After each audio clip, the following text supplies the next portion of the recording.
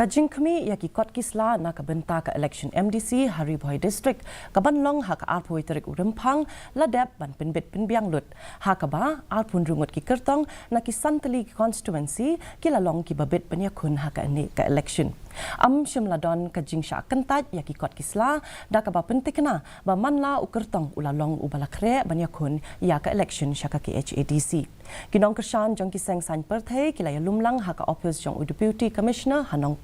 ban penpau ya ka jing shong shit bat ka jing yakun ha ka election